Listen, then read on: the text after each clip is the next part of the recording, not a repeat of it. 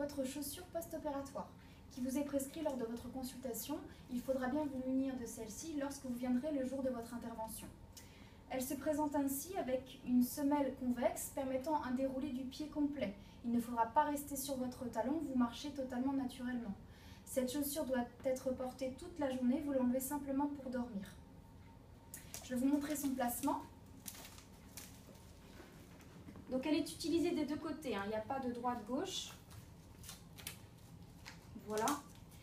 C'est pas la peine de trop la serrer.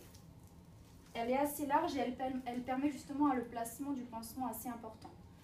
Comme vous pouvez le voir, elle est assez haute au niveau du talon là. Donc il faut essayer de compenser de l'autre côté pour éviter le bascule de bassin et la différence de hauteur. Essayez de vous munir de l'autre côté de chaussures stables et assez hautes, type chaussures de marche, chaussures de randonnée.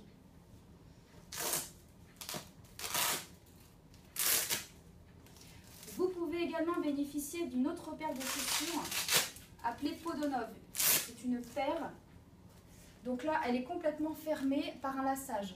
Donc celle-ci est plus facile pour le dérouler puisque vous n'avez pas besoin de l'autre côté de compenser. Je vais vous donner à présent quelques conseils pour la gestion de votre cicatrisation post-opératoire. Votre premier pansement, vous le conservez pendant 3 semaines. Vous n'y touchez pas et surtout vous ne le mouillez pas. Il faut bien protéger pour votre douche. À la suite de ça, vous allez avoir une cicatrice avec des fils. La majorité des fils sont résorbables.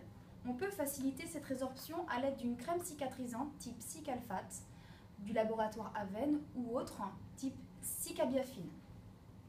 Votre pied, lorsque vous enlevez ce pansement de 3 semaines, est extrêmement sec. Nous vous conseillons de bien l'hydrater 1 à 2 fois par jour.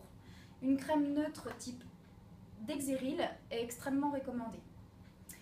Ensuite, au niveau du pansement, vous avez un pansement type Aquacel Foam qui est très intéressant pour aider la cicatrisation et pour protéger puisqu'il contient du silicone.